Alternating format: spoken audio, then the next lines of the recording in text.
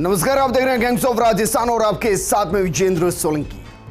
आज हम आपको जिस गैंगस्टर की क्राइम कुंडली दिखाने वाले हैं, वो पहले डॉक्टर बनना चाहता था, फिर फौजी, पहलवानी का शौक बना, लेकिन फिर गुरु की मौत होती है। बदला लेने का जुनून विक्रम गुर्जर को बना देता है पपला गुर्जर। किसी के इश्क में बदले की कहानी कैसे पपला के इश्क तक पहुंचते हुए सलाखों तक पहुंचती है, कैसे राजस्थान पुलिस से पंगा लेना पपला को भारी पड़ता है।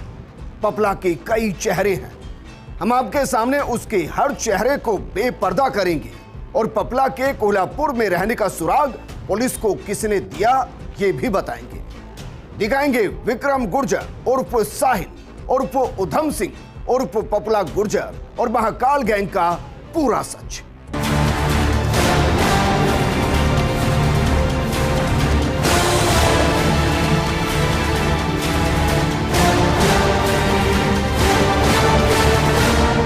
हरियाणा में पैदा हुआ, बड़ा हुआ, गैंगस्टर बना, खौफ का दूसरा नाम बना, जीन्स टी शर्ट में रहने वाला, AK-47 का शौकीन और इश्क में सब कुछ लुटाने वाला पपला अपराध की दुनिया में एंट्री कैसे करता है और कैसे उसको लहू बहाने का चस्का लगता है, ये रिपोर्ट देखिए। जिला महेंद्रगढ़, गांव घरोली, गैंग महाकाल, नाम विक्रम गुर्जर उर्फ पपला।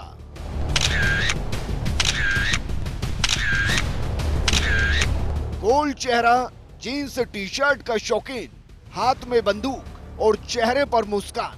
पपला गुर्जर की कहानी को जिसने समझा, इसे तस्वीर के जरिए ही समझा, लेकिन इस मासूम मुस्कान के पीछे की हत्यारी, बंदूक से निकली गोली, चिंगारी उगलती हुई कईयों के सीने में घुसने की खौफनाक हकीकत, जीन्स टी शर्ट के अंदर के शैतान को बहुत कम लोग जानते हैं। इस चेहरे के पीछे एक हत्यारा है, एक लुटेरा है, एक धोखेबाज आशिक है, जिसके चेहरे पर कई नकाब है। दूसरे के इश्क से अपराधी बन अपने इश्क के चक्कर में सलाखों के पीछे पहुंचने की अनसुनी कहानी है। ये कहानी है उसकी जिसकी बंदूक से बहरोड पुलिस भी गई थी डर। नाम पपला गुर्जर।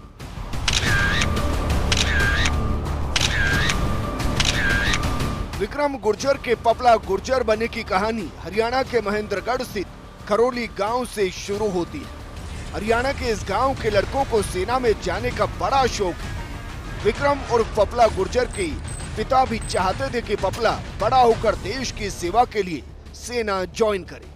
पपला जो डॉक्टर बनना चाहता था, वो फौज की भर्ती की तैयारी में पसीना बहाने लगा।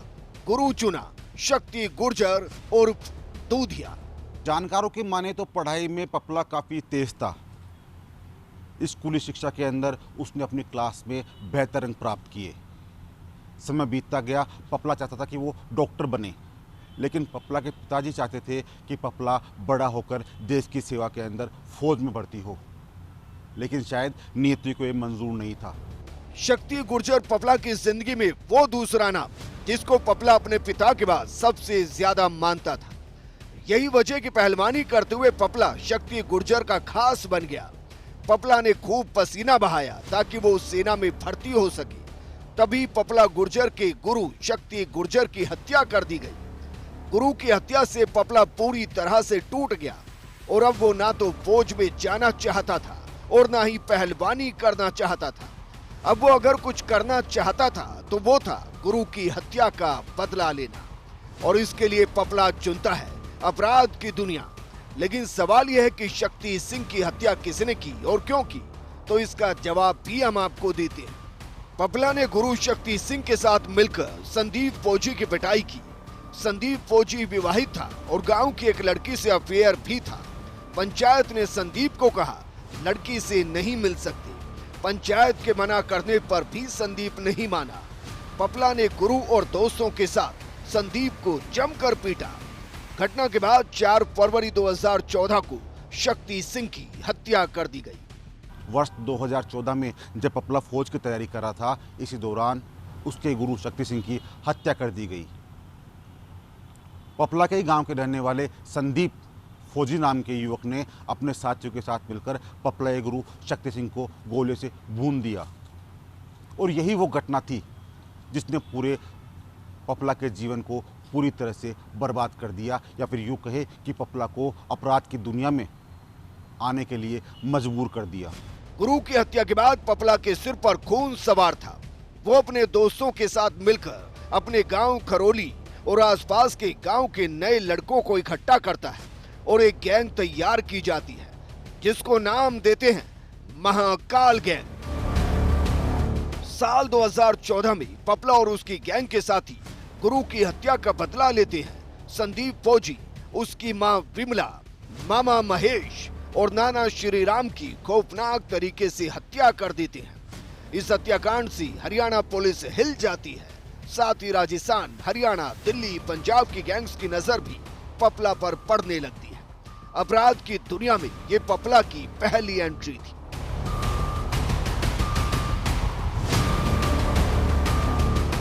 इस हत्याकांड से पपला न सिर्फ हरियाणा पुलिस के रडार पर आ चुका था, बल्कि आसपास के राज्यों के गैंग्स की रडार पर भी पपला गुर्जर की गैंग महाकाल थी। बिल्डर बिजनेसमैन पपला के अब एक इशारे पर उसके बैंक में लाखों रुपए जमा कराने लगे।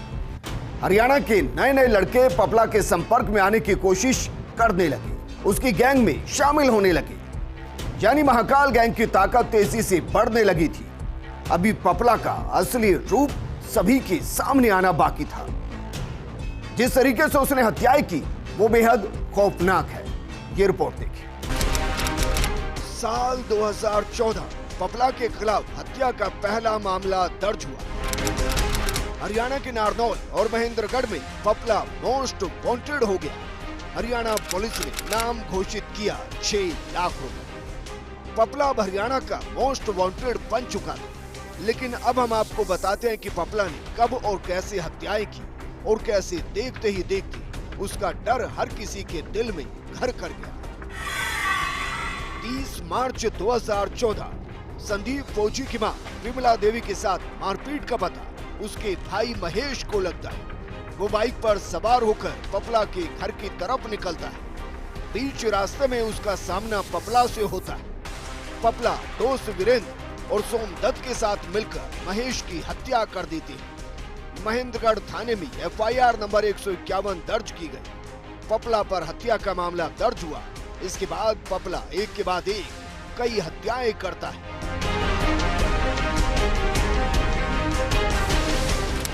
23 दिसंबर 2014 संदीप फौजी की गोलियों से खून कर हत्या।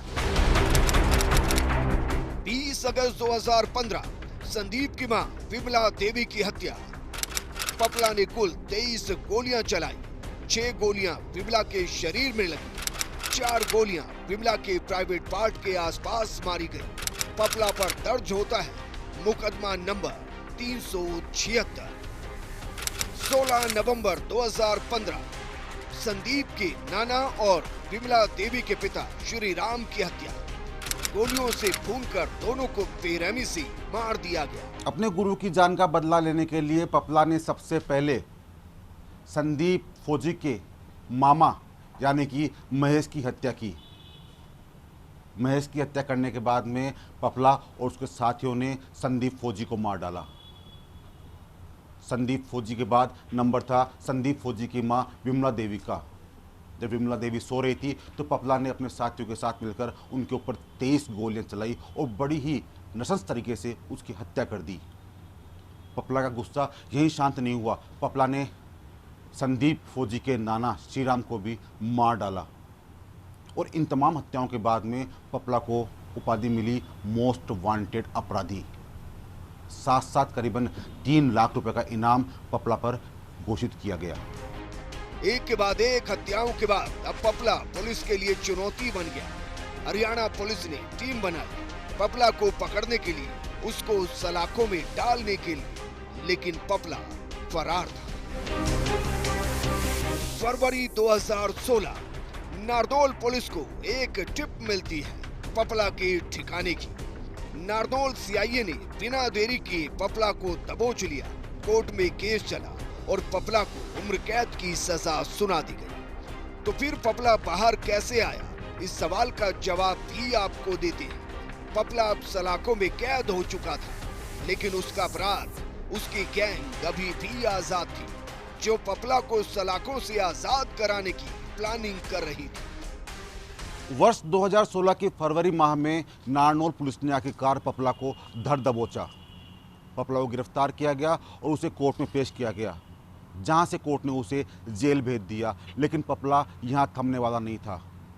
पपला ने अपने साथियों के साथ मिलकर जेल से फरार होने की योजना बनाई और 8 मार्च 2017 को जब पपला को महेंद्रगढ़ कोर्ट में पेशी के लिए लाया जा रहा था, इसी दौरान पपला के साथियों ने पुलिसकर्मियों पर फायरिंग कर दी और पपला को अपने साथ भगा ले गए। इस घटना के बाद में एक बार दोबारा से पपला का आतंक इतना बढ़ गया कि पूरे हरियाणा नहीं बल्कि राजस्थान और दिल्ली के अंदर भी गैंग और गैंगस्टर्स के जो गुर्गे थे वो सभी पपला के नाम से ही दहशत खाने लगे। 8 दिसंबर 2017 पपला गुर्जर को पुलिस जेल से महेंद्रगढ़ कोर्ट में पेशी के लिए ले जा रही थी, तभी गोलियों की आवाज सुनाई देती है। पपला गैंग ने पुलिस कर्मियों पर ताबड़तोड़ फायरिंग शुरू कर दी। कई पुलिसकर्मी घायल हो गए, लेकिन पपला आजाद हो चुका था। इसके बाद फिर से शुरू होता है पपला का आतंक। विरोधी गैंग पर हमले शुरू होते हैं। हरियाणा पुलिस और हरियाणा क्राइम ब्रांच पपला को गिरफ्तार करने के लिए दिन रात एक कर देती है, लेकिन पपला आजाद था।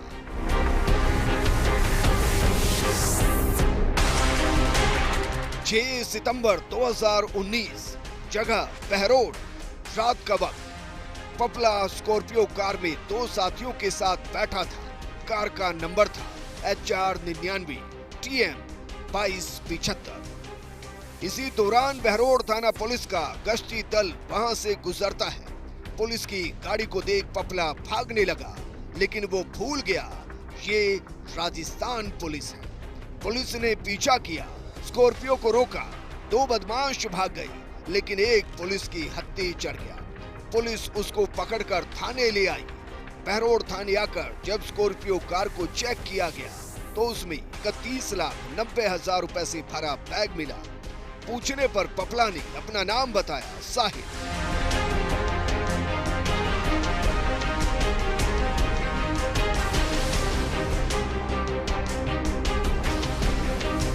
बहरोड के तत्कालीन थाना अधिकारी सुगन सिंह भी थाने पहुंच गए। पपला से बार बार पूछताछ की। हर बार पपला ने अपना नाम बताया, साहिल, और बताया कि जो पैसे मिले हैं वो सट्टे की है।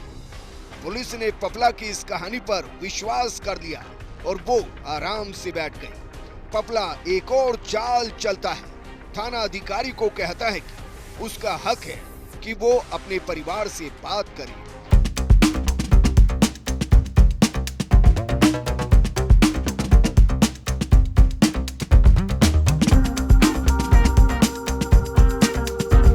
दिसंबर 2019 की बात, पपला बहरोड आया हुआ था और अपने साथियों के साथ स्कॉर्पियो कार में वार्ता कर रहा था।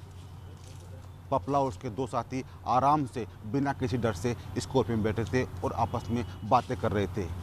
तभी बहरोड थाने की गश्ती दल वहां पहुंची। पुलिस की गाड़ी देखकर स्कॉर्पियो चालक ने गाड़ी स्टार्ट करी और मौके से फरार हो गया। लेकिन शायद इस बार पपला भूल गया था कि इस बार सामने थी राजस्थान पुलिस और बहरोड थाना पुलिस ने गाड़ी का पीछा किया, लेकिन अंधेरे का फ़ायदा उठाकर पपला के 2 साथी मौके से फरार हो गए। लेकिन आखिरकार पपला दबोच लिया गया। लेकिन सबसे बड़ी गलती ये हुई कि पुलिसकर्मी उसको पहचान ही नहीं पाए। पपला को थाने लाया गया। जब थाना अधिकारी ने उससे उसका नाम पूछा तो उसने अपना नाम बताया, साहिल, और आधार कार्ड भी साहिल के नाम से दिखाया। बस यहीं धोखा खा गए थाना अधिकारी सुगन सिंह और पपला को मान लिया एक मामूली मुलजिम। पपला को हवालात में डाल दिया गया। लेकिन पपला काफ़ी तेज़ तर्रार था। वो जानता था कि कानून भी बना हुआ होता है मुलजिमों के लिए। ऐसे में उसने थानाधिकारी सुगन सिंह से कहा कि आप मुझे गिरफ्तार कर रहे हो तो मेरी गिरफ्तारी की जानकारी मेरे परिजनों को दीजिए। यही गलती कर दी सुगन सिंह ने कि उसी के फ़ोन से पपला के साथियों की बात करवा दी और पपला यहाँ पर अपनी चाल खेल गया। सुबह के 4:30 थाना अधिकारी अपने ऑफिस में चला गया था।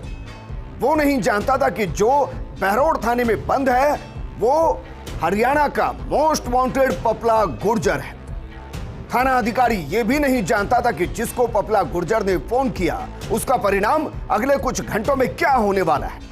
पुलिस ने पपला को साहिल समझने की जो बड़ी गलती की थी, अब उसकी एक बड़ी कीमत बहरोड पुलिस को चुकानी थी।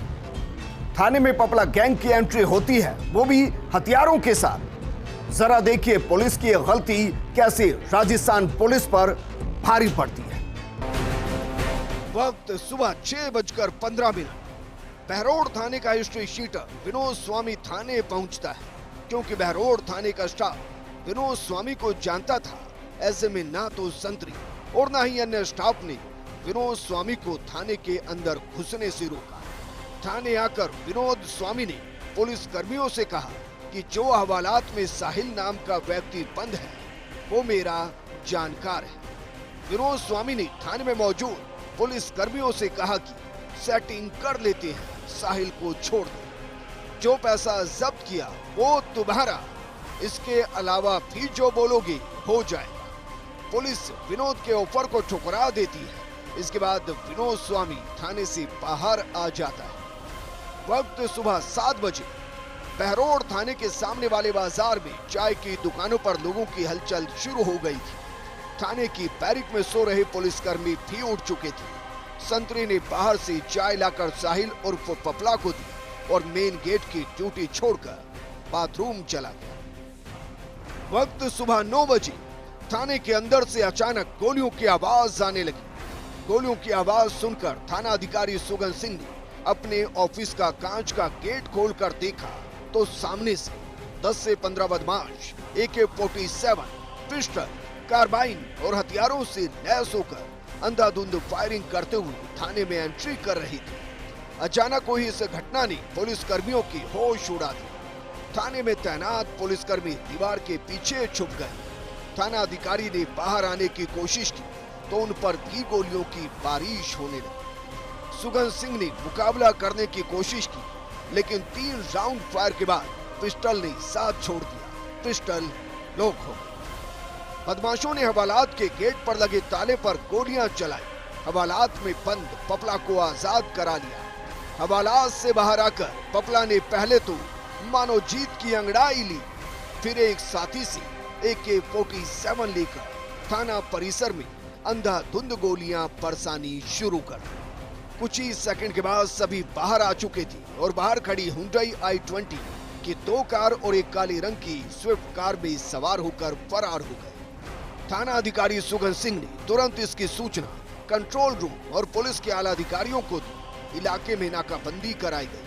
2 जगहों पर पपला गैंग का पुलिस से सामना हुआ, लेकिन गैंग ने नाकाबंदी तोड़ी और फरार हो गए।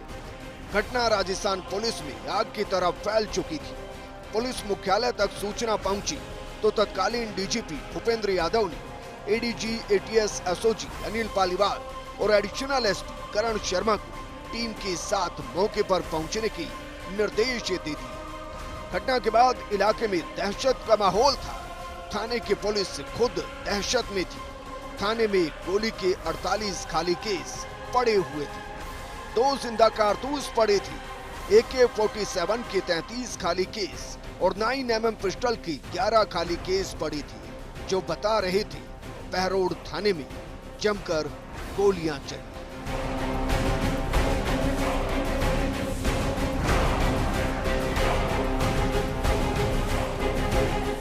घटना के बाद पुलिस सदमे में थी। पपला ने सीधी राजस्थान पुलिस को चुनौती दी थी। पपला ने न सिर्फ पुलिस को बेवकूफ बनाया था, बल्कि हथियारों के दम पर पुलिस की कैद से निकलकर भी भागा। अब बात राजस्थान पुलिस के इकबाल की थी। पपला को राजस्थान पुलिस के घुटनों पर लाने की थी, उसको फिर से सलाखों में पहुंचाने की थी। पपला को यह बताने की थी कि इस बार पंगा राजस्थान पुलिस से लिया है। एक ब्रेक के लिए रुक रहे हैं। ब्रेक के बाद आपको दिखाएंगे पपला के कई चेहरे और उन चेहरों के दम पर पपला का पुलिस गिरफ्त में आना।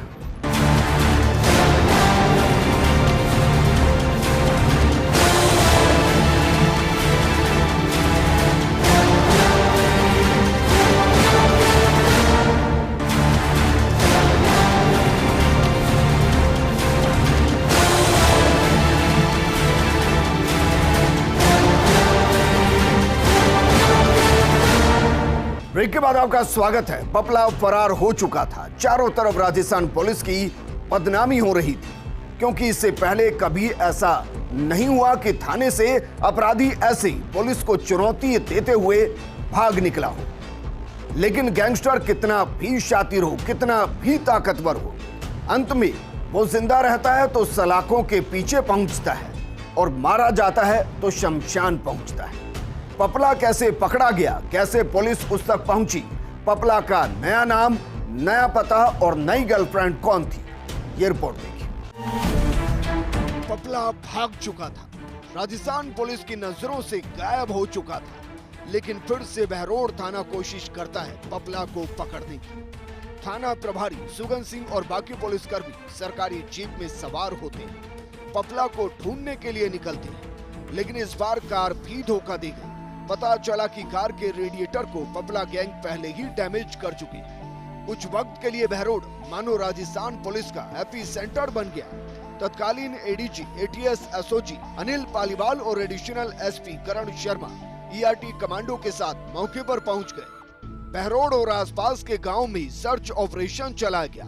पुलिस के हाथों से पपला काफी दूर निकल चुका था। पपला को पकड़ने की जिम्मेदारी दी गई करण शर्मा को। तत्कालीन डीजीपी भूपेंद्र यादव ने करण शर्मा को कहा, परिणाम चाहिए। राजस्थान पुलिस की बदनामी के बाद अब राजस्थान पुलिस प्रेशर में थी। करण शर्मा जांच मिलने के बाद एक्शन में आए। धड़ाधड़ पपला गुर्जर की गैंग के सदस्यों को गिरफ्तार किया जाने लगा। कुछ ही दिनों में करण शर्मा की टीम ने पपला गैंग के 25 सदस्यों को दबोच लिया।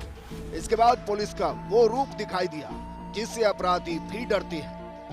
तस्वीरें देखिए कैसे पपला गैंग के सदस्यों को अर्धनग्न करके बीच बाजार में उनकी परेड निकाली गई। हाथों में हथकड़ी डालकर बाजार में पैदल घुमाया गया। लेकिन पुलिस के इकबाल के लिए जरूरी था पपला का पकड़ा जाना, जो पुलिस की गिरफ्त से काफी दूर था।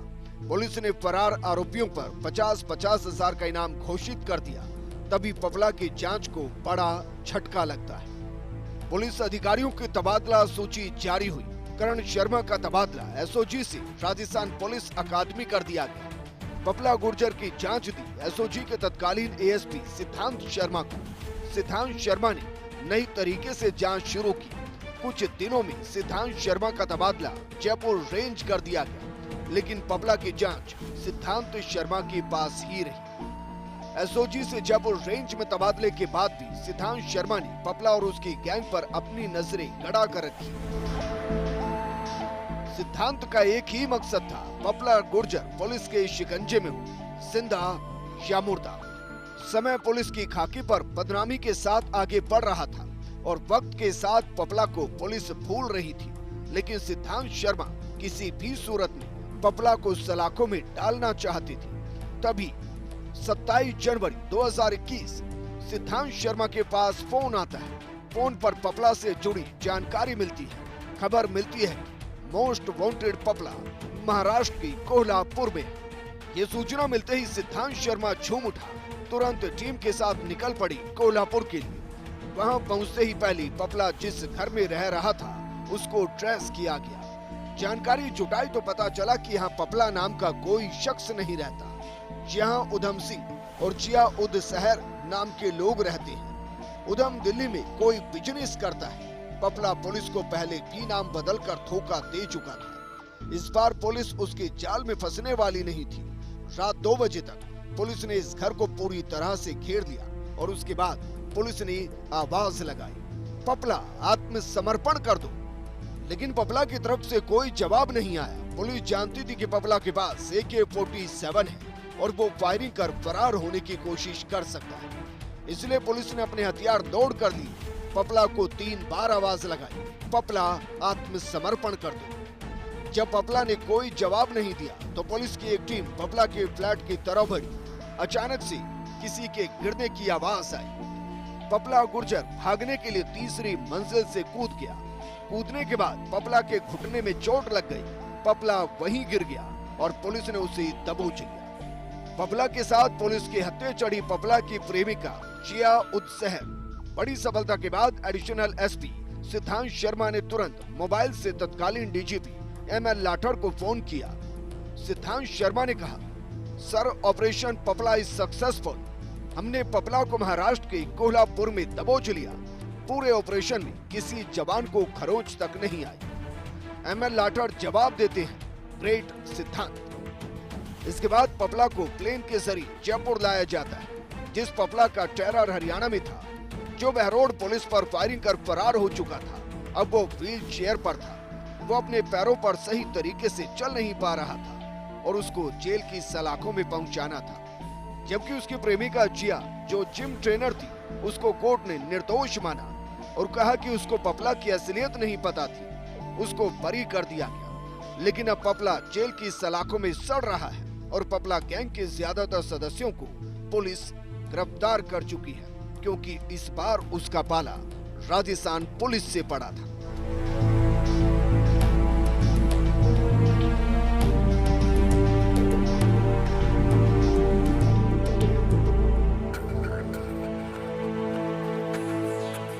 गैंग्स ऑफ राजस्थान में फिलहाल इतना ही। अगले शनिवार 9:25 पर हम आपको दिखाएंगे राजस्थान के एक और ऐसे ही गैंगस्टर की कहानी, जो पुलिस के लिए सिरदर्द बना, समाज में जिसने डर पैदा किया और उसका अंतिम परिणाम क्या रहा, ये हम आपको दिखाएंगे अगले शनिवार को। जय हिंद।